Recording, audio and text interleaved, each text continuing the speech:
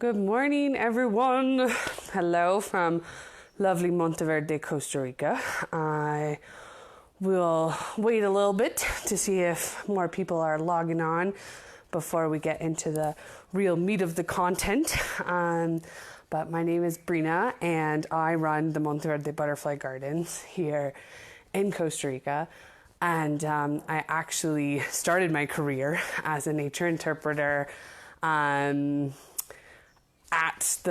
at Little Rays Nature Center about 15 years ago. So it's been a little while since I was there, but it is entirely possible that I did someone's birthday party 15 years ago as the queen bee. So that was my very first start right out of high school in science communication, was at Little Rays in Ottawa, which is pretty cool. And obviously, big switch, big change. I'm now here in Costa Rica, here in Monteverde, primarily working with insects, but we have this incredible amount of diversity here. And so we thought it would be really fun, especially while, all of our facilities are a little bit slower with everything that's happening with COVID, that we would actually team up and see if we would be able to provide some really cool content on these Facebook Lives about the neotropics and the incredible diversity that we have here. So I will be coming at you live every Friday for the next few weeks, talking about a whole variety of different topics and amazing things that we've got here in Monteverde, here in Costa Rica. And stay posted, because hopefully the end goal of all of this is we're actually going to create a field course where, young enthusiasts, young adults who really want to learn about the neotropics, who want to learn about how to do science, will be developing this 2-week field course here in Costa Rica that members of the Little Rays community can join and fly down here once it's safe and do some really amazing exploring here in Costa Rica and Monteverde and see all of the amazing creatures that we have. So Costa Rica is this skinny, teeny, tiny little country that is smushed right between North America and South America. So it's part of Central America, and it's actually some of the most recent land to appear on our planet. So it's all volcanic. Basically, Costa Rica is just a chain of volcanoes that rose from the sea. And in this process actually created a land bridge between North and South America. And so we see this history of amazing diversity and also incredible climates. And so really the creation of Panama and Costa Rica changed the whole world, because what ended up happening was water would circulate through the Gulf and become warmer. And so it drastically changed our planet's entire climates and ecosystems. And that's all because of this teeny tiny skinny little planet. And one of the coolest things about Costa Rica is its absolute devotion to conservation. So even during this incredible economic crisis, during the time of COVID, we've actually created 2 new national parks in Costa Rica, which I'm so proud to be here and to be active in this country that is interested in things like that and is constantly moving forward. We've banned plastic bags, we've banned a lot of single-use containers and stuff like that. And so just to be living in a place that's so is so environmentally conscious to the point where they're willing to take sacrifices and risks with their economy is something really cool and really amazing to be part of. Obviously, conservation is a big thing, and tourism as well. People come to Costa Rica to see all of its amazing wildlife. And because of that, we have done so well to protect it. But we've got some amazing stuff. And here in Monteverde specifically, so we're a cloud forest. And one of the things that makes Monteverde unique cloud forest is that unlike a lot of other ones, like in the Andes and stuff, where it will actually pass the cloud cover and at the top sort of become a grassland, here the tops of our mountains finish in the clouds. So we don't have any higher altitudes beyond cloud forest. So here where we are at the Butterfly Gardens, we're at about 1,200 meters, and the very top of the cloud forest reserve ends at about 2,200 meters. And that's engulfed in clouds all year round, all the time. And this creates a climate that is actually a lot colder. And because it's cold, that slows down all of the microorganisms that are in the soil and slows down the whole decomposition process. So normally in the tropics, people think of the tropics as this amazing, lush, rich environment. And it is in a lot of ways. We've got tons of diversity, but all of that richness is above ground. If you go down even just a couple inches into the soil in a rainforest, you're gonna find almost nothing. No nutrients, everything's been absorbed. Because there's so much richness above ground, all of the things that are decomposing get sucked right up into the system and used immediately. Here in the mountains, because it's so cold, that slows the process down so much that the richness is actually so much higher that it ends up working kind of like a sponge. So because there is so much rotting and decomposing matter around a cloud forest, when it rains or when those cloud covers are there, they're actually going to be able to absorb all that moisture and hold on to it. I mean, if you think of a nice piece of rotting wood, think about how well that's going to hold on to all that water that's falling inside of the forest.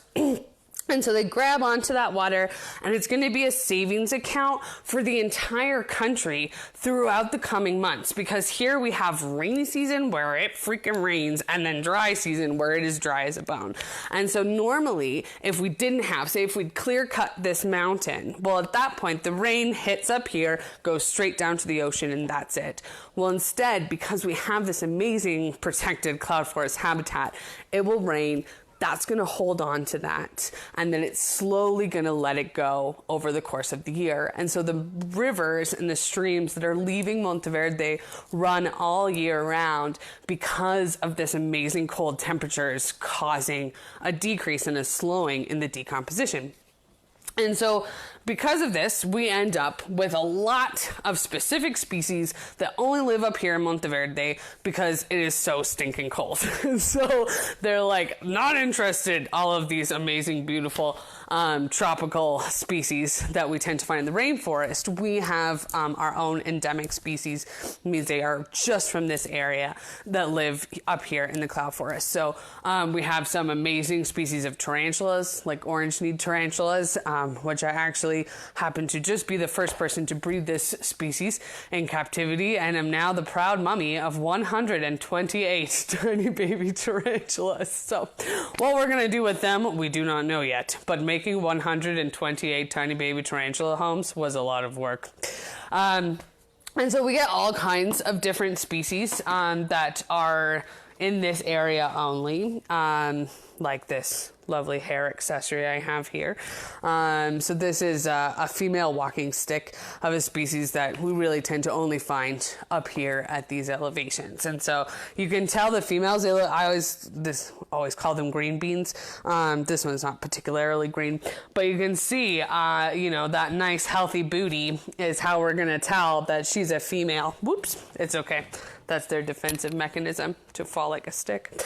And so you've got this nice big thick abdomen is how she's going to be able to hold all of those eggs. So she is going to lay over the course of her life probably about 40 to 50 eggs. She'll live a couple months into adulthood, so probably a total lifespan of about 1.5 years or so here, maybe a little bit longer if she's doing well. Now she's missing a leg, but that's okay because she can actually regenerate it next time she molts, as long as she's not a full-grown adult. Once they're adults, they won't molt anymore. anymore, and so then there's no regenerating of limbs. But being able to grow your own legs back when you get scared is a pretty cool thing. Now, obviously, these creatures live absolutely the most boring lives on the planet. They spend all day as a stick, and then all night as a stick, and that's it. And so they have the most frustrated males on the planet. They spend all day staring at beautiful things that look like gorgeous ladies and are actually just sticks. And that must be very, very frustrating. The ladies are actually, a lot of different stick insects can undergo parthenogenesis, so they can lay unfertilized eggs that will develop into their clones. This is probably because you have all of these dudes walking around flirting with the branches next to them. If you watched a guy walk up and be like, "Hey, how you doing?" And they were talking to the branch next to you, you too would probably not be interested in reproducing with that individual. And so these females can chuck unfertilized eggs, they'll develop into their clones, and that way they can hope that the next generation has better luck with the ladies. Now, obviously, parthenogenesis, replicating yourself many, many times over, is never really what you want to do. So always my nightmare, thinking about if I'd undergone parthenogenesis and was trapped on a deserted island surrounded by thousands and thousands of only myself. However, normally these creatures won't rely on that. They'll be able to mate, and genetic diversity is, of course, the most important thing. Because if you think if the whole species was just one individual replicated many, many, many times, say it was me and I was allergic to peanuts, and then one day it rains peanut butter, well, we've got an extinction level event, right? So that's why we really want to make sure that we constantly have nice, rich genetics. And that's going to help fight against all kinds of different pressures that are put on populations. So even like right now, we're starting to see so many different changes up here in the cloud forest. It is absolutely getting warmer. So we've had scientists studying global warming up here in Monteverde now for decades. And so they've been up here. We've already experienced our first extinction. In the 80s, we lost the golden toad, which was an endemic species of toad up here in Monteverde, and it has not been seen since the late 80s. And so we were already seeing extinctions. We're seeing a lot of species be put under a lot of pressure because we have invading species that are actually coming up the mountain that we were never able to find before. So one of my favorite creatures on the planet, this is Timmy. And Timmy is a giant peppered cockroach. So this is really one of my favorite species. He's absolutely adorable. Let's see if it'll focus on that. I don't know. But that's his little face. Good morning. So this particular species of cockroach, we never would have been able to find at this elevation or even in the surrounding communities up until, while I've been living here, so over the last 8 years. So before, if we were going to try and breed these or collect these, I would have to drive all the way down pretty much to sea level in order to find these individuals. And now we're actually getting calls from locals just a few hundred meters down the mountain being like, "I found this in my mixing bowl." I'm like, bring it up. Timmy needs another friend. So I have a very successful breeding colony of these lovely cockroaches. So obviously cockroaches, incredibly hated. But they are fantastic and amazing creatures. He can live just about 2 weeks without a head, which is pretty fantastic. There's, some other people who seem to live life that way as well. But they can survive all kinds of amazing things. They can be frozen. So one of my first pet cockroaches I had over 20 years ago now, and I was heading off on family vacation, and trying to find a cockroach sitter is impossible. I don't know if any of you guys have had that problem in the past, but trying to find someone who will give quality care to your pet tarantula is not possible. So I decided I would store Timmy in the freezer Came back about a week later and defrosted him in the microwave for a couple of seconds. That was, of course, Timmy the first. This is Timmy 1,000,035, just in case anyone was wondering. Came back, defrosted him in the microwave for a couple seconds, and he was still alive, which is really cool. Also, so you know, that doesn't work anymore. I found out tragically while replicating this study recently with my son. The modern microwave. I mean, we were doing it together. I didn't put him in the freezer, but my son and I froze the cockroach, put him in the microwave, and it turns out the modern microwave is a lot stronger than the one that my mom got as a wedding gift all those decades ago. And so don't do that. It's terrible. It's not anything you ever want to see or smell. We ran away, and then my husband later came to open the microwave, and it was like, "What have you done?" And we were like, "It was for science!" And that is no longer a valid excuse in our household. It's really sad to hold science back like that. Anyways, this lovely little guy, incredibly hated. They're often called things like vectors of disease, which is a load of baloney. These guys are in no way vectors of disease. They are incredible creatures and totally safe. You can give them a kiss. You can even put them in your mouth. Oh. Hopefully none of you guys have started your lunch early.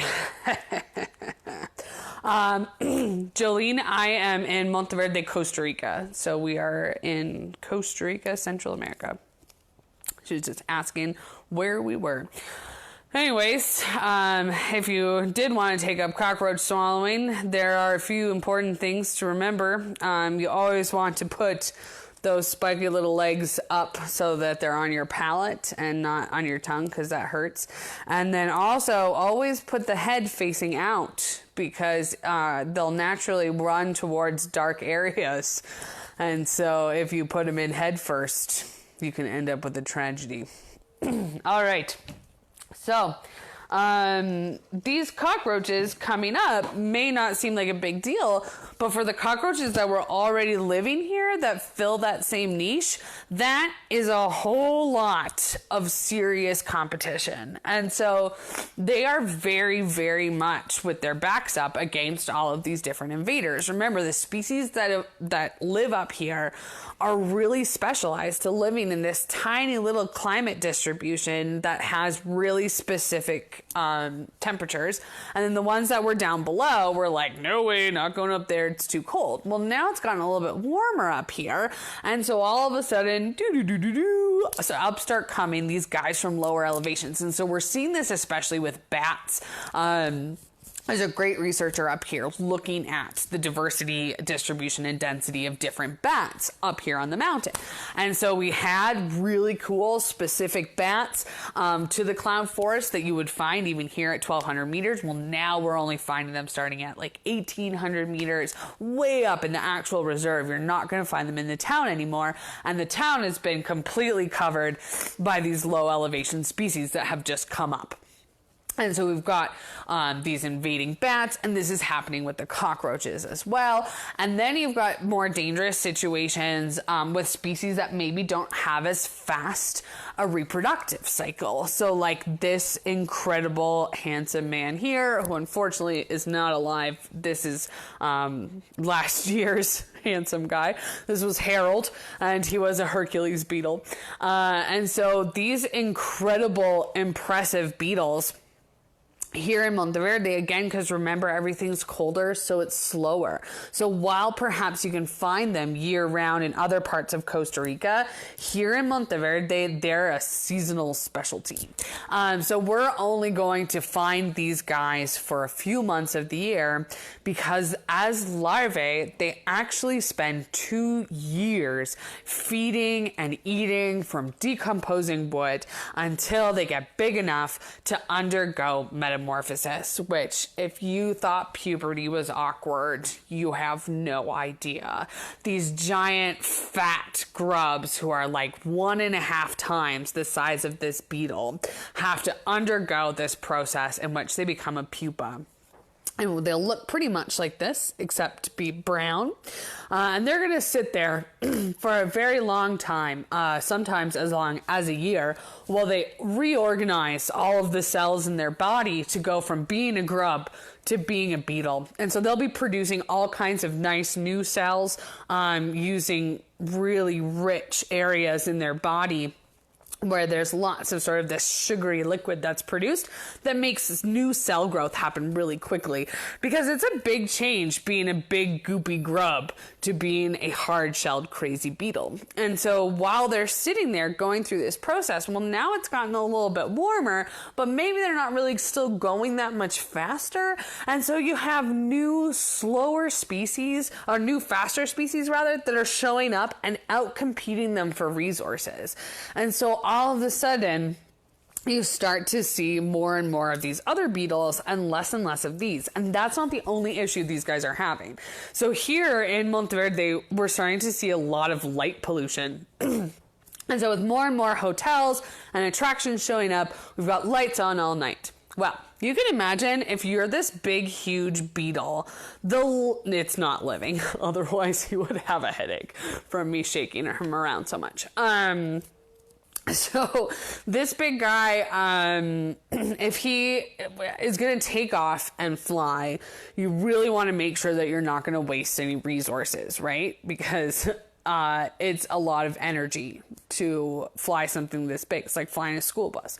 It's not dynamic and it's not graceful. So they're going to take off and pick a star to help navigate. So they'll pick a point of light and fly directly towards that light. Because if they don't, and they end up flying circles, that'll use up way too much light. So they actually use stars to navigate. The issue is that sometimes when he picks a star and starts to fly towards it, it's not a star. It is, in fact, the light at the gas station. And so, he hits the gas station, he falls down, and nowhere in his tiny brain does it say, what do you do when you hit the star? Because that's never happened before. And so, he pulls himself back together, he's like, that's what I meant to do.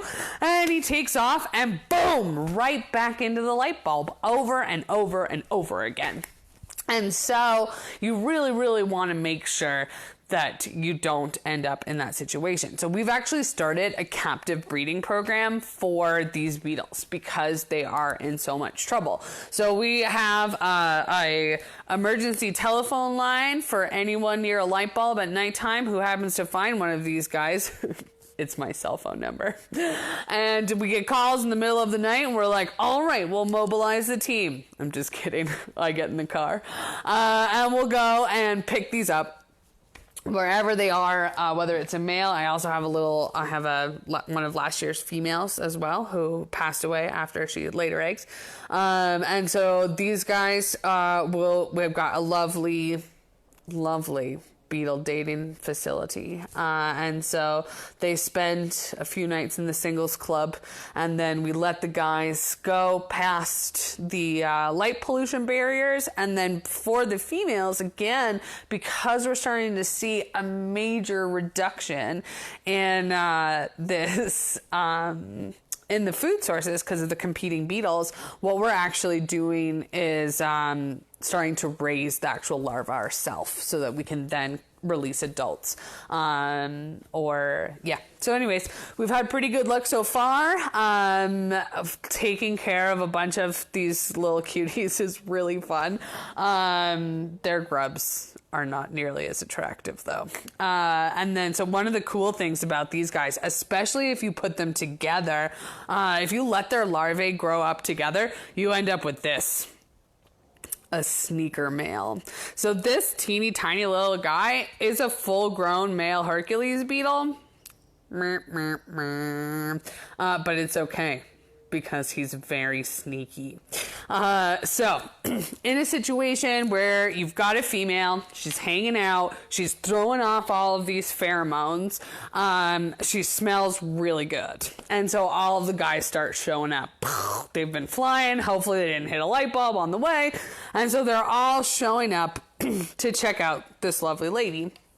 Well, They have these giant horns. Someone asked earlier whether they pinch or bite. So down here is where their mouth is. It looks like a little Darth Vader mask. And so they use that to chew away at things like bananas, and they really like mango, sugar cane, anything with high sugar quality, because again, you gotta try and fly this big body. So these big horns could potentially give you a bit of a pinch. I did once for science, and it was pretty painful. I mean, it's not going to break your finger or anything, but they've got some serious pressure. They're big guys. So these little hairs are actually there to help create traction, because they'll pick up and try and crush and kill rivaling males. And so they will continue to fight.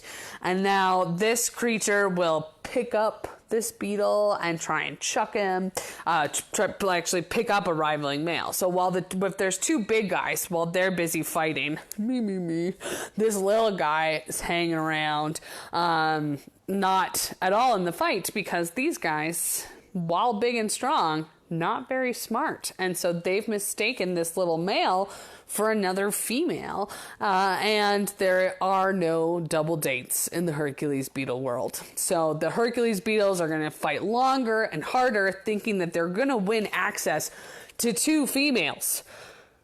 Meanwhile, this entire time, he's been chatting her up. It's like, hey, have you seen the new Star Wars movie? Movies come out later here in Costa Rica. And they're going to fly away and have a lovely life together, while these two are still trying to kill one another. All right, so very quickly before we go live in Hamilton, if you want to hear this all again, I have found a really cute creature the other day that again is very new to up here in Monteverde. Sorry, just trying to make sure I don't get bit. This is a teeny tiny little baby boa constrictor. So this is like pretty much a neonate, probably pretty freshly born. We've had 2 large females released on our property in the last 8 months or so. They keep eating people's chickens. People don't like that. So we get them delivered, which is always nice when you get free snake deliveries. Makes my week every week. So this little cutie, brand new baby boa, we're actually head starting it by feeding it invasive mice and rats that are not here from Costa Rica, so that hopefully we can get it to love the taste of teeny tiny baby rats. And then we can let it go in the gardens. And so as it continues to age and grow and get bigger, it'll keep eating all of those rats that take out and are very problematic. You have your tail over your eyeballs. It says no paparazzi, please. So hopefully it'll continue to eat these invasive species, Norwegian rats and stuff like that, that we have here in our facility. And so these rats will actually eat the butterflies. They get into one of our gardens and are like, haha, it's a buffet, and they'll just eat all of these lovely butterflies. So hopefully we'll be able to head start this little boa into thoroughly enjoying rodent species that are not native to Costa Rica, and it will have a long and beautiful life in our rodent control department here at the gardens. Well, I think that that is about it for today. And again, I'll be back next week, same time, same place. And so hopefully we'll see you again. And please feel free to like and follow Monteverde Butterfly Gardens page. And but we'll be back here at next Friday to tell you even more super cool, awesome things about neotropical species and the climates that we have here. Thanks, guys.